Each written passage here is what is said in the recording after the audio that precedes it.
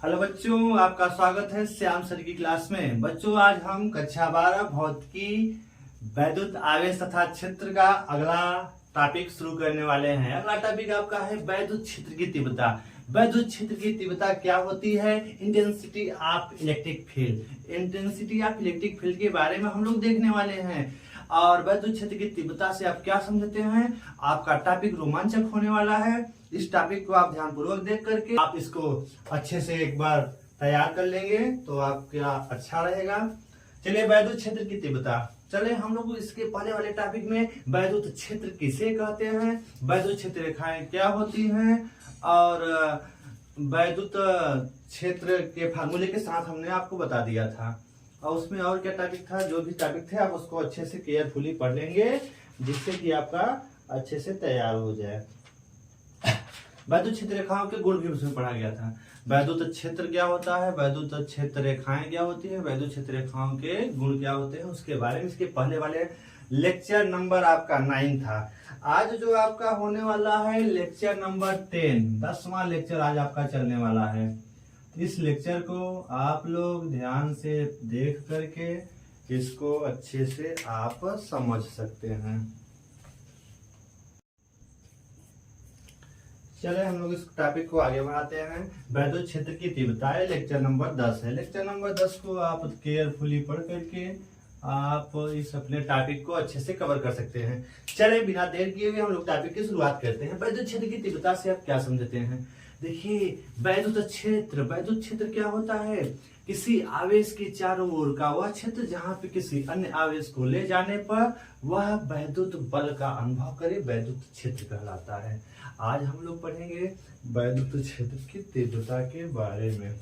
चलिए शुरू कर। मान लिया एक ठो यहाँ पे धन क्यू आवेश है, किसी बिंदु पर रखा है। अब इसके चारों ओर इसका एक अपना क्या होगा? वैद्युत क्षेत्र होगा। एक धन क्यू आवेश रखा है, इसके चारों ओर अपना क्या होगा? वैद्युत क्षेत्र होगा। इस वैद्युत क्षेत्र को दिखाने के लिए हमने कहा था वैद्युत काल्पनिक रेखाएं अर्थात वैद्युत क्षेत्र रेखाएं होती हैं, जिसके द्वारा हमें पता चलता है कि इसके चारों ओर क्या है? आपका वैद्युत क्षेत्र है। अब इस प्लस क्यू आवेश के चारों ओर इसका अपना एक वैद्युत क्षेत्र है। अब हम मान लेते हैं इस वैद्युत क्षेत्र में एक बिंदु है P, जहां पे अगर हम एक कोई आवेश अगर रखते हैं यहाँ पर, एक धन परीक्षण एक ऐसा आवेश होता है जो उसकी मात्रा बहुत अल्प होती है और उसके मान लिया जाता है कि उसका अपना स्वयं का कोई वैद्युत क्षेत्र नहीं है, वह है आपका धन परीक्षण आवेश। अब आप समझिए, अगर मान लिया यह आवेश के चारों ओर इस क्षेत्र में अगर एक कोई धन परीक्षण आवेश P बिंदु पर स्थित है, तब यह प्लस क्यू आवेश क्या करेगा? इस धन परीक्षण आवेश पर एक बल लगाएगा। वह बल कैसा होगा? प्रतिकर्षण बल होगा। कैसा बल लगेगा? प्रतिकर्षण बल। मतलब जब तक प्लस क्यू आवेश नहीं था तब इसका अपना वैद्युत क्षेत्र था, लेकिन जैसे ही प्लस क्यू धन परीक्षण आवेश प्लस क्यू के वैद्युत क्षेत्र में अगर आपका धन परीक्षण आवेश Q नॉट अगर मान लिया किसी बिंदु पर आता है, तब यह प्लस क्यू क्या करेगा? इस Q नॉट पर एक बल लगाएगा। वह बल कौन सा बल होगा? वैद्युत बल। और यहाँ पे प्रतिकर्षण बल लगेगा। जब वैद्युत बल लगेगा तब हम क्या कर सकते हैं? तो यहाँ पे देखिए, वैद्युत क्षेत्र की तीव्रता से हमें क्या पता चलता है कि यह प्लस क्यू आवेश का जो वैद्युत क्षेत्र है वो कितनी प्रबलता से इस प्लस क्यू नॉट आवेश को दूर भगाएगा। कहेगा कि मतलब प्लस क्यू आवेश का वैद्युत क्षेत्र जो है कितना प्रबल है, और कितना प्रबल है इसका आकलन हम लोग किसके द्वारा करते हैं? वैद्युत क्षेत्र की तीव्रता के द्वारा किया जाता है। अर्थात अगर मान लिया इस प्लस क्यू आवेश के वैद्युत क्षेत्र में अगर मान लिया कोई अन्य आवेश आता है, तो यह प्लस क्यू आवेश उसको कितनी तीव्रता से, कितनी प्रबलता से उसको या तो उस पर आकर्षण बल लगा सकता है या तो प्रतिकर्षण बल लगाएगा। उसका आकलन करने के लिए हम लोग वैद्युत क्षेत्र की तीव्रता का अध्ययन करते हैं। तो चलें वैद्युत क्षेत्र की तीव्रता के बारे में हम लोग फिर से एक बार चर्चा करते हैं। अगर मान लिया इस वैद्युत क्षेत्र में अगर मान लिया कोई धन परीक्षण आवेश Q नॉट आता है तो यह प्लस Q आवेश इस पर एक बल लगाएगा। वह बल क्या होगा? वैद्युत बल हुआ, मान लिया F है। तो यहीं से हम वैद्युत क्षेत्र की परिभाषा समझ सकते हैं। तो वैद्युत क्षेत्र की परिभाषा कहती है वैद्युत क्षेत्र को E से व्यक्त किया जाता है। तो E बराबर आपका फार्मूला होता है F अपान Q नॉट।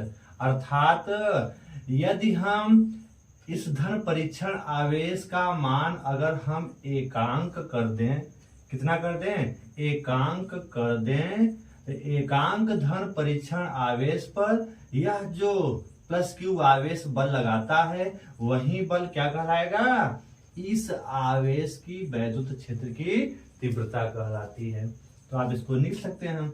अगर Q नॉट का मान एक रखेंगे तो E किसके बराबर होगा? F के बराबर होगा। अर्थात एकांक वैद्युत क्षेत्र में किसी बिंदु पर स्थित, वैद्युत क्षेत्र में किसी बिंदु पर स्थित एक, मान लिया यह जो आपका स्थित है P बिंदु पर है, तो आप परिभाषा बता सकते हैं कि धन परीक्षण आवेश Q नॉट है। तो Q नॉट है तो आप वैद्युत क्षेत्र में किसी बिंदु पर स्थित एकांक धन परीक्षण आवेश पर लगने वाला वैद्युत बल ही वैद्युत क्षेत्र की तीव्रता कहलाता है। अर्थात वैद्युत क्षेत्र में स्थित एकांक धन परीक्षण आवेश पर लगने वाला वैद्युत बल ही वैद्युत क्षेत्र की तीव्रता कहलाता है। और F की जो दिशा होगी वही E की दिशा होगी। अर्थात इस धन परीक्षण आवेश पे जो वैद्युत बल जिस दिशा में लगेगा वैद्युत क्षेत्र की दिशा भी उसी की दिशा में होगी। तो चलो इसको हम लोग नोट करते हैं। तो यहां लिख लेते हैं वैद्युत क्षेत्र में स्थित, वैद्युत क्षेत्र में स्थित, वैद्युत क्षेत्र में किसी बिंदु पर स्थित, वैद्युत क्षेत्र में किसी बिंदु पर स्थित, किसी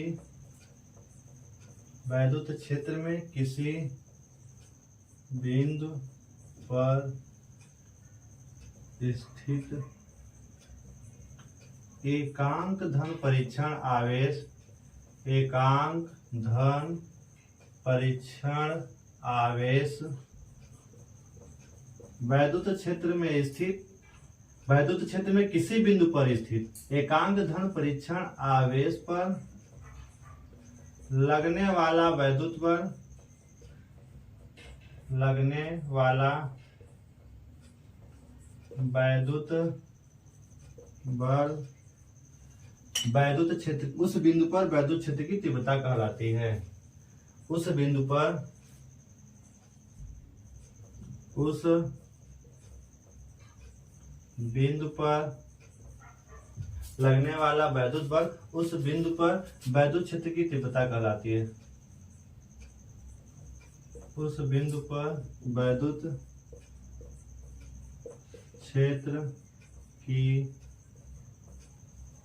तीव्रता कहलाती है। मतलब जिस बिंदु पर आप निकालना चाहते हैं उस बिंदु पर वैद्युत क्षेत्र की तीव्रता आप लिख सकते हैं। इस तरह से आप वैद्युत क्षेत्र की तीव्रता की परिभाषा बता सकते हैं। तो इस बिंदु पर वैद्युत क्षेत्र में किसी बिंदु पर स्थित एकांक धन परीक्षण आवेश पर लगने वाला वैद्युत बल, उस बिंदु पर वैद्युत क्षेत्र की तीव्रता कहलाती है। अर्थात किसी बिंदु पर स्थित एकांक धन परीक्षण आवेश पर लगने वाला जो वैद्युत बल होगा वही वैद्युत क्षेत्र की तीव्रता, उस बिंदु पर वैद्युत क्षेत्र की तीव्रता कहलाती है।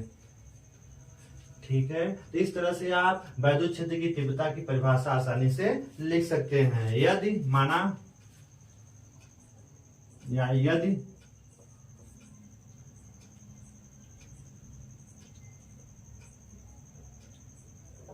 प्लस यदि Q नॉट, यदि धन परीक्षण आवेश, यहां लिख लीजिए, यदि धन परीक्षण आवेश Q नॉट पर लगने वाला वैद्युत बल F हो तो उस बिंदु पर वैद्युत क्षेत्र की तीव्रता, तो उस बिंदु पर वैद्युत क्षेत्र की तीव्रता, वैद्युत क्षेत्र की तीव्रता E बराबर फार्मूला क्या हो जाएगा, F/Q0, और जो वैद्युत बल की दिशा होगी वही वैद्युत क्षेत्र की दिशा होगी। अतः आपका जो यह होगा, इसका मात्रक क्या हो जाएगा, बल का मात्रक क्या होता है न्यूटन, और इसका मात्रक क्या होता है कूलाम, तो इसका मात्रक क्या हो जाएगा न्यूटन प्रति कूलाम। वैद्युत क्षेत्र की तीव्रता का मात्रक क्या होता है, न्यूटन प्रति कूलाम होता है, तो इसको भी आप नोट कर सकते हैं। और यह कैसी राशि है वैद्युत क्षेत्र की तीव्रता, यह सदिश राशि है। कैसी राशि है, सदिश राशि है। इसकी दिशा किधर होती है, जो वैद्युत बल की दिशा होगी वही होगी, मतलब +Q0 आवेश पे लगने वाले वैद्युत बल की जो दिशा होगी वही E की दिशा होगी। तो आप इस तरह से बता सकते हैं। और आप चाहें तो अब देखिए, इसका आप स्क्रीनशॉट लेकर के अपने फेयर में लिख लीजिए, उसके बाद हम लोग इसको आगे बढ़ाते हैं। इसकी बीमा भी आप आसानी से निकाल सकते हैं। तो चलिए 1, 2 और 1, 3 स्क्रीनशॉट ले लीजिए आप। चलते हैं आगे हम, और इसका मात्रक भी लिख लीजिएगा। यह कैसी राशि है, सदिश राशि है। इसको किससे व्यक्त किया जाता है, वैद्युत क्षेत्र की तीव्रता को E से व्यक्त करते हैं। E यहाँ पे क्या है, वैद्युत क्षेत्र की तीव्रता का प्रतीक है। F है वैद्युत बल, Q0 है धन परीक्षण आवेश है। तो आप इसको लिखिए। आगे आप अब इसकी चाहे तो बीमा निकाल सकते हैं। वैद्युत क्षेत्र की तीव्रता की बीमा, वैद्युत क्षेत्र की तीव्रता की बीमा,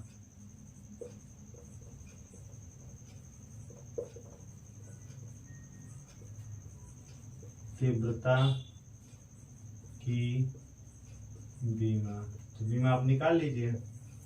तो बीमा के लिए आप E बराबर F/Q0, E बराबर F/Q0। F है बल, वैद्युत बल, तो बल का मात्रक न्यूटन, तो बल की बीमा क्या होती है, तो बल की बीमा क्या लिखेंगे, mLt-2। तो बल की बीमा अगर आपको आता है तो बल की बीमा mLt माइनस क्या हो जाएगा, 2 हो जाएगा।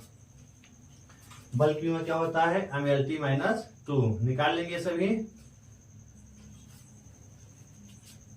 और आप आवेश, तो Q बराबर क्या होता है, I into T. I Q बराबर फार्मूला क्या होता है, I इंटू टी। I को एम्पियर अर्थात A से, I इंटू टी समय को T से लिखेंगे, तो A इंटू क्या हो जाएगा T। इसको जब हल करेंगे तो आप M और L और T ऊपर जाएगा तो क्या हो जाएगा, mLt के घातीय क्या हो जाएगा -2, और ये जाएगा -1, -3 और A इनवर्स हो जाएगा। आप ये किसकी बीमा हो गई, वैद्युत क्षेत्र की तीव्रता की बीमा क्या होती है, mLt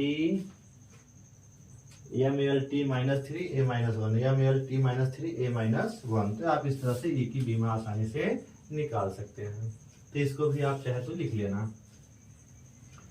चलिए हम लोग इस तरह से वैद्युत क्षेत्र की तीव्रता की परिभाषा आपकी समाप्त होती है। अब हम लोग चलने वाले हैं मोस्ट इंपॉर्टेंट टॉपिक की ओर। कौन सा टॉपिक है, बिंदु आवेश के कारण वैद्युत क्षेत्र की तीव्रता का फार्मूला देखेंगे हम लोग, क्या होता है उसके बारे में समझेंगे। तो वैद्युत क्षेत्र की तीव्रता आपकी हो गई। अब चलने वाले हैं वैद्युत बिंदु आवेश के कारण वैद्युत क्षेत्र की तीव्रता का formula.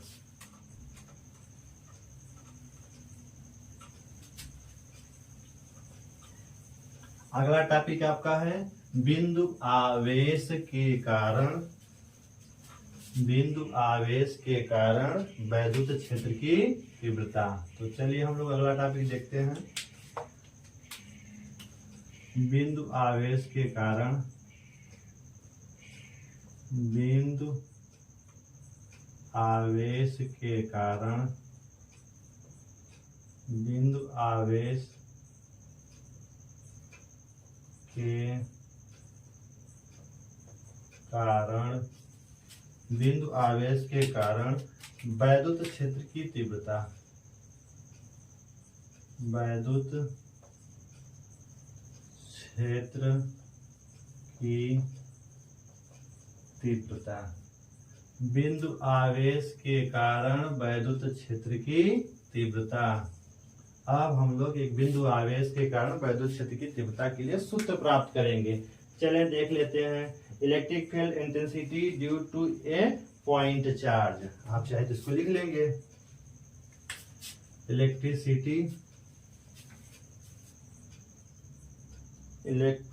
Field intensity, electric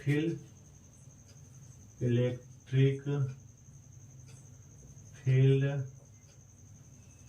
intensity,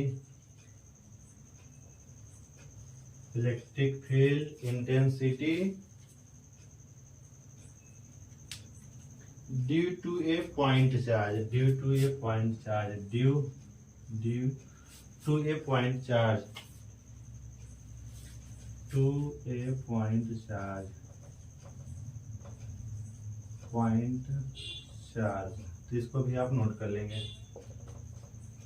बिंदु आवेश कारण वैद्युत क्षेत्र की तीव्रता, electric field intensity due to a point charge.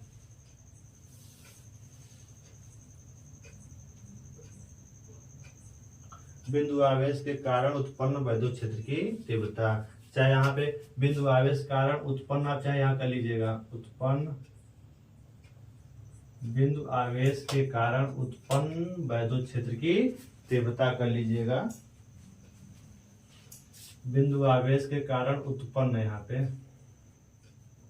बिंदु आवेश के कारण उत्पन्न वैद्युत क्षेत्र की तीव्रता। चलें अब हम लोग इसका सूत्र प्राप्त करते हैं बच्चों। देखिए ध्यानपूर्वक कैसे इसका सूत्र का डेरिवेशन होगा। इसके लिए आप केयरफुली एकदम देखिए, तभी आपको आएगा, अन्यथा आपको समझ में आने वाला नहीं है। चलिए इसके लिए हम लोग करते क्या है, माना एक कोई धन Q आवेश किसी बिंदु O पर स्थित है। मान लिया एक बिंदु O है जिस पर एक प्लस Q आवेश स्थित है। माना एक बिंदु O है जिस पर एक प्लस Q आवेश स्थित है। माना इस प्लस Q आवेश से R दूरी पर, कितनी दूरी पर, R दूरी पर एक बिंदु P है। एक बिंदु क्या है, P है। किससे, प्लस Q से। प्लस Q कहाँ स्थित है, O बिंदु पर। माना फिर से देखिए, माना एक बिंदु O है जिस पर प्लस Q आवेश स्थित है। माना O से R दूरी पर एक बिंदु P है जहां पे हमें वैद्युत क्षेत्र की तीव्रता E ज्ञात करनी है। इसके लिए हम करेंगे क्या, माना इसके लिए हम इस P पर मान लेते हैं एक धन परीक्षण आवेश Q0 स्थित है। अब यह प्लस Q आवेश इस Q0 पर एक बल लगाएगा। वह बल कौन सा होगा, वैद्युत बल होगा। तो उस बल का परिमाण हम निकालेंगे, फिर उसका मान ज्ञात करने के बाद हम लोग वैद्युत क्षेत्र की तीव्रता वाले फार्मूले में बल का मान रख करके हम लोग आसानी से वैद्युत क्षेत्र की तीव्रता निकाल सकते हैं। तो चलो उस पॉइंट को लिखते हैं जैसे जैसे हमने अभी कहा। माना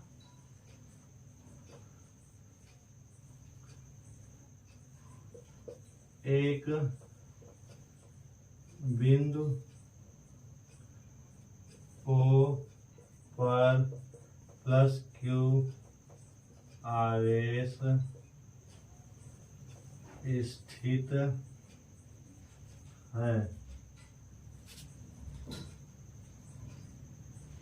माना O से बिंदु O से चेक कर लीजिएगा। माना बिंदु O से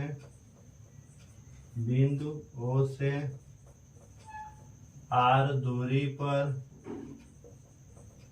एक बिंदु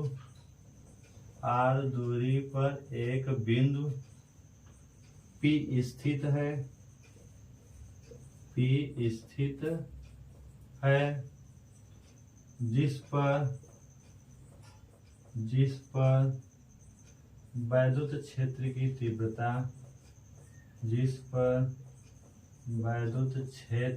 की तीव्रता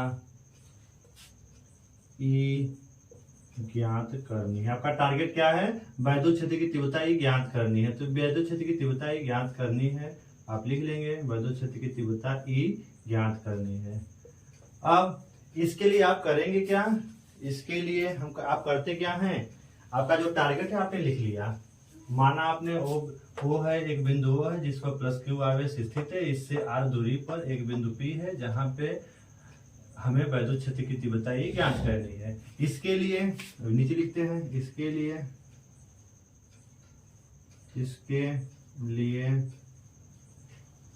माना P पर एक धन परीक्षण आवेश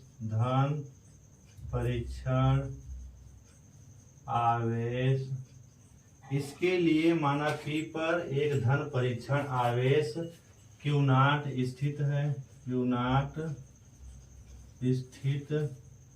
है।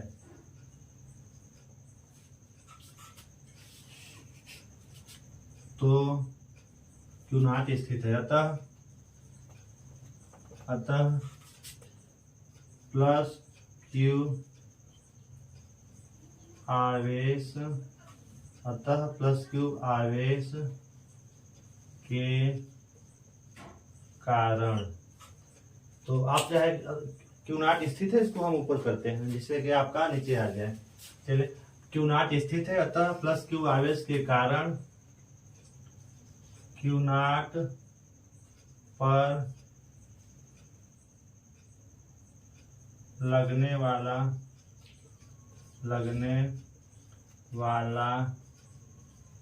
वैद्युत बल, अतः प्लस क्यू आवेश अब क्या करेगा? प्लस क्यू आवेश Q नॉट पर क्या लगाएगा? एक वैद्युत बल लगाएगा। उस वैद्युत बल का हम लोग क्या निकालेंगे? मान क्या होगा वो ज्ञात करते हैं। तो इसके लिए माना P पर एक धन परीक्षण आवेश Q नॉट स्थित है, अतः प्लस क्यू आवेश के कारण Q नॉट पर लगने वाला वैद्युत बल लगेगा। उस वैद्युत बल का मान क्या होगा हम उसको निकाल सकते हैं। तो चलिए उसको हम लोग निकाल लेते हैं। उस वैद्युत बल का मान निकालना है तो आपके कूलाम का नियम, तो कूलाम के नियमानुसार लगने वाला वैद्युत बल किसके अनुसार आएगा? कूलाम के नियमानुसार। तो क्या होगा? कूलाम के नियमानुसार वैद्युत बल का मान कितना होगा? F बराबर 1/4 पाई एप्सिलॉन नॉट, और क्या दिखाएंगे? दोनों आवेश, एक आवेश आपका क्या है? Q है, दूसरा क्या है? Q नॉट है, और अपान इनके बीच की दूरी क्या है? R, तो R²। तो कहने का मतलब प्लस Q आवेश Q नॉट पर कितना वैद्युत बल लगाएगा? F बराबर 1/4 pi epsilon not Q into Q not upon R², तो इतना वैद्युत बल लगेगा। अब हम लोग इसको आगे बढ़ाते हैं। अब इसको आप एक बार इसका स्क्रीनशॉट लेकर के इसमें लिख लीजिए, फिर इसको हम कंटिन्यू आगे करते हैं। तो चलिए 1, 2 और 1, 3 आप स्क्रीनशॉट ले लीजिए। चलिए इसको हम मिटा के आगे चलते हैं।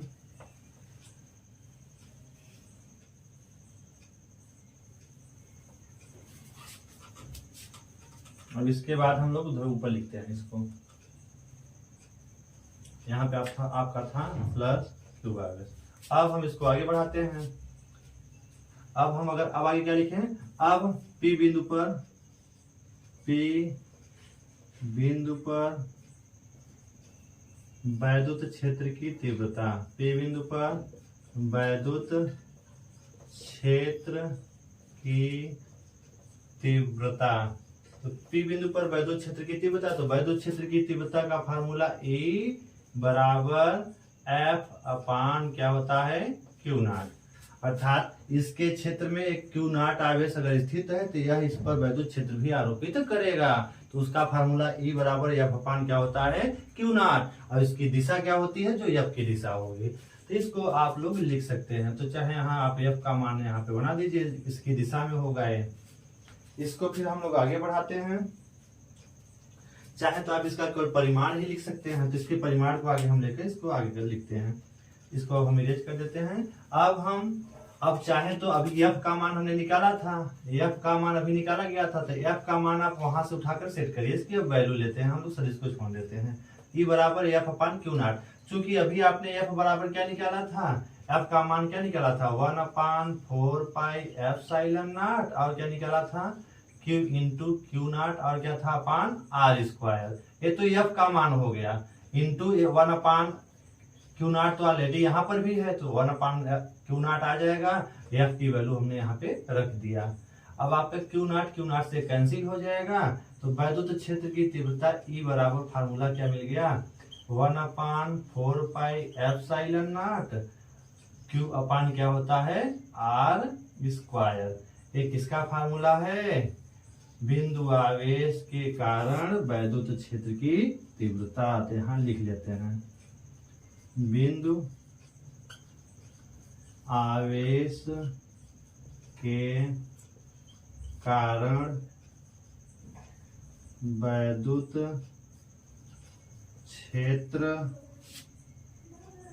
क्षेत्र की तीव्रता का है फार्मूला E बराबर 1/4πε0 Q अपान आर स्क्वायर। जहाँ पे Q क्या है जो आपका ए आवेश था Q आवेश जो था R क्या है धन परीक्षण आवेश और Q के बीच की दूरी है। अर्थात देखिए यहाँ पे जो R आप यहाँ पे नोट करेंगे ना R क्या है आवेश प्लस Q से P बिंदु के बीच की दूरी R को कहा जाएगा। प्लस Q आवेश से P बिंदु के बीच की दूरी क्या है R है और Q क्या है आवेश जिसके वैद्युत क्षेत्र में दूसरा आवेश आता है। तो इस तरह से और ये क्या है वैद्युत क्षेत्र की तीव्रता है। ये आपका फार्मूला पूरा हो गया। यह है बिंदु आवेश के कारण वैद्युत क्षेत्र की तीव्रता का फार्मूला। इसको आप नोट करेंगे। इसका मात्रक क्या होगा जो अपनी इसके पहले आपने पढ़ा था न्यूटन प्रति कूलाम। क्या होता है वैद्युत क्षेत्र की तीव्रता का मात्रक न्यूटन प्रति कूलाम होता है। इसको आप लिख लेंगे न्यूटन प्रति कूलाम इसका मात्रक है। वैद्युत क्षेत्र की तीव्रता का मात्रक क्या होता है न्यूटन प्रति कूलाम होता है। तो इसको भी आप लिख लेंगे। अब अगर हम लोग इसको आगे थोड़ा सा बढ़ाएं तो देखें एक चीज यहाँ देखने को मिलेगा।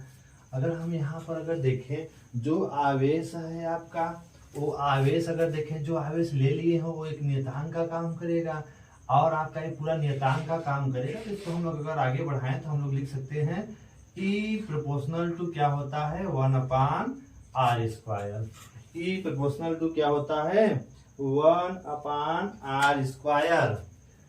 E प्रोपोर्शनल टू 1/r² लिख सकते हैं। और अगर हम E और R के बीच ग्राफ खींचना चाहें ये आपका वैद्युत क्षेत्र की तीव्रता E है ये आपका r² है।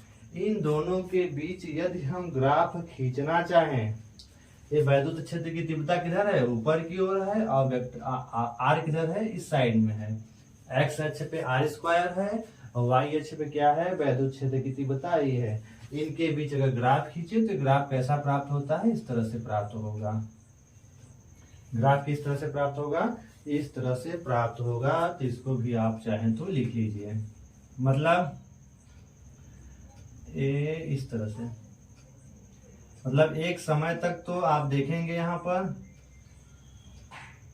एक समय तो R का मान देखिए R का मान जैसे जैसे धीरे धीरे बढ़ता है R स्क्वायर का मान बढ़ रहा है तो E का मान क्या हो रहा है घट रहा है। लेकिन थोड़ी दूरी और बढ़ाने पर मतलब r² का मान और जैसे जैसे बढ़ता जाएगा E का मान थोड़ी देर बाद क्या हो जाता है एकदम आपका मतलब E का मान जैसे बढ़ेगा E का मान देखिए यहाँ पर अगर E का मान R का मान बढ़ेगा तो E का मान क्या हो रहा है r² का मान बढ़ेगा तो E का मान क्या हो रहा है घट रहा है।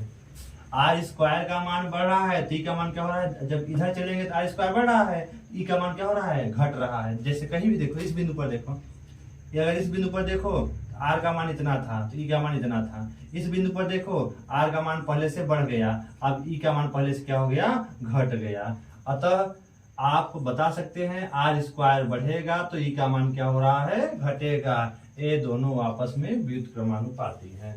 E proportional to 1/r²। E व्युत्क्रमानुपाती 1/r² के होता है। तो इसको आप पूरा लिखेंगे।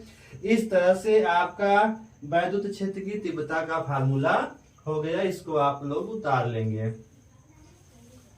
बिंदु आवेश के कारण वैद्युत क्षेत्र की तीव्रता का फार्मूला E बराबर 1/4πε0 Q/r²। इसको आप लिख लीजिए। चलते हैं हम लोग आगे।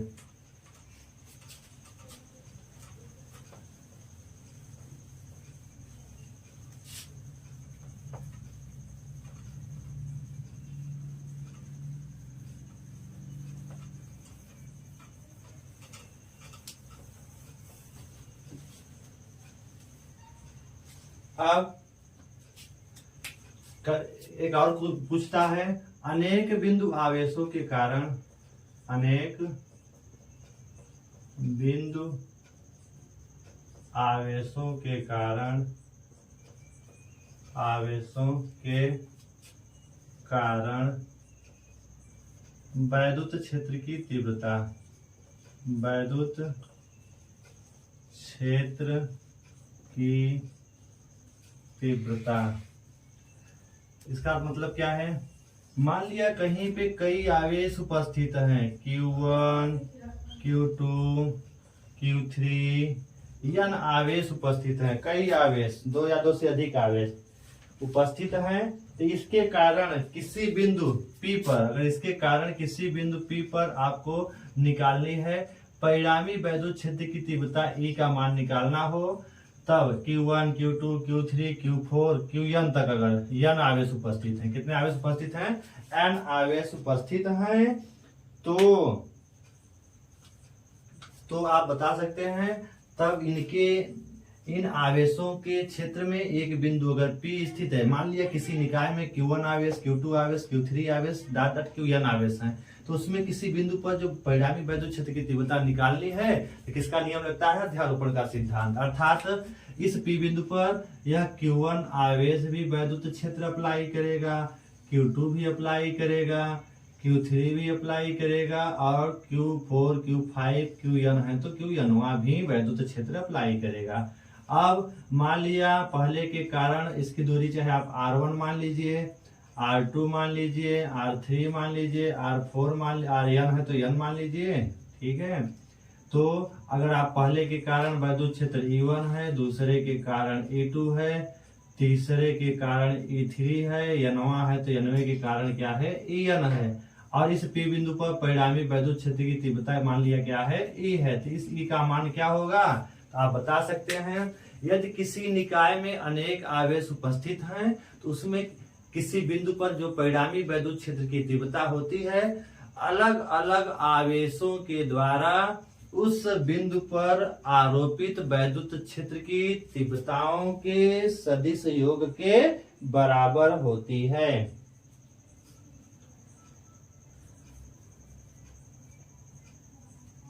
फिर से एक बार समझ लीजिए, यदि किसी निकाय में एक, दो या दो से अधिक आवेश उपस्थित हैं, यदि किसी निकाय में दो या दो से अधिक आवेश उपस्थित हैं, तो उसमें किसी बिंदु P पर परिणामी वैद्युत क्षेत्र की तीव्रता जो होगी वो किसके बराबर होगी? उन अलग अलग आवेशों के द्वारा आरोपित वैद्युत क्षेत्र की तीव्रताओं के सदिश योग के बराबर होती है। तो इसको आप नोट कर सकते हैं, तो आप लिख लीजिए इसको। यदि किसी निकाय में, यदि किसी निकाय में दो या दो से अधिक आवेश, दो या दो से अधिक आवेश उपस्थित हैं,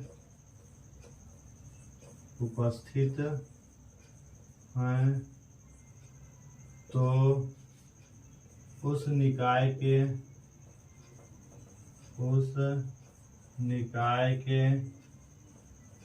किसी बिंदु पर, उस निकाय के किसी बिंदु पर परिणामी वैद्युत क्षेत्र की तीव्रता, परिणामी वैद्युत क्षेत्र की तीव्रता, परिणामी वैद्युत क्षेत्र की तीव्रता, परिणामी वैद्युत क्षेत्र की तीव्रता उन अलग अलग आवेशों के द्वारा, परिणामी वैद्युत क्षेत्र की तीव्रता उन अलग अलग परिणामी वैद्युत क्षेत्र की तीव्रता अलग अलग आवेशों के द्वारा आरोपित परिणामी वैद्युत क्षेत्र की तीव्रता अलग अलग आवेशों के द्वारा आरोपित वैद्युत क्षेत्र की तीव्रताओं के वैद्युत क्षेत्र की तीव्रताओं के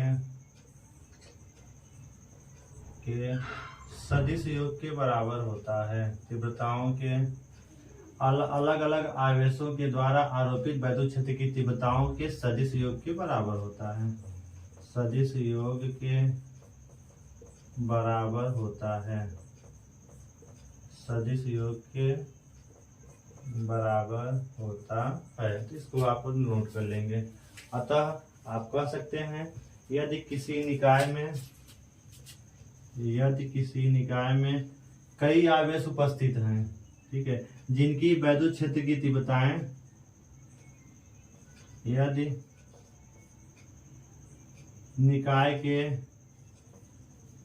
यदि आप सीधे लिख लीजिए, अगर मान लिया निकाय में अनेक आवेशों के कारण यदि निकाय में, चाहे लिख लीजिए, यदि निकाय में अनेक आवेशों के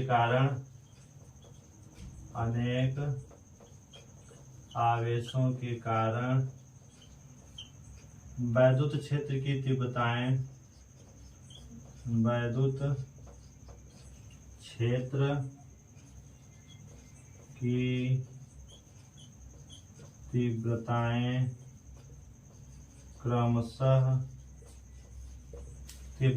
क्रमशः E1, E2, E3, E1, E2, E3, En है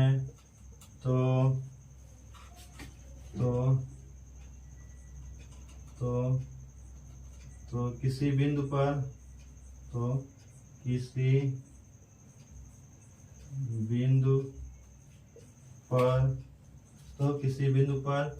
परिणामी वैद्युत क्षेत्र की तीव्रता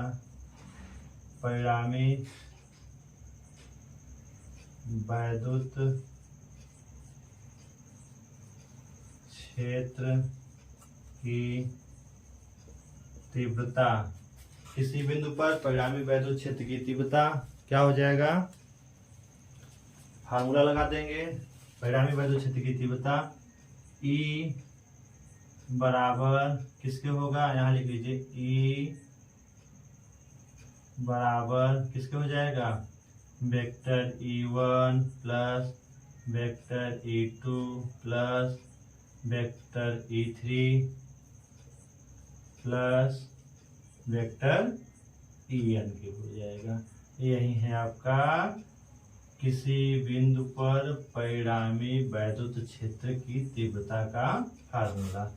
तो इसको आप उतार लेंगे बच्चों। इस तरह से आज आपने क्या क्या सीखा, वैद्युत क्षेत्र की तीव्रता का फार्मूला, वैद्युत क्षेत्र की तीव्रता की परिभाषा और फार्मूला, बीमाउस का निकालना सीखा, बिंदु आवेश कारण वैद्युत क्षेत्र की तीव्रता के लिए सूत्र का निगमन आपने देखा, और आपने देखा कि यदि किसी निकाय में अनेक आवेश उपस्थित हैं तो उसमें किसी बिंदु पर वैद्युत क्षेत्र की तीव्रता का फार्मूला कैसे निकालेंगे, अध्यारोपण के सिद्धांत से इस तरह से निकाल लेंगे। इस तरह से आपका ये लेक्चर नंबर 10 है। आप लोग इसको केयरफुली देखिए, अपने दोस्तों को पास शेयर करिए। जो बच्चे इस चैनल पे नए हैं वो हमारे चैनल श्याम सर की क्लास को सब्सक्राइब करें, लाइक करें और ज्यादा से ज्यादा शेयर करें।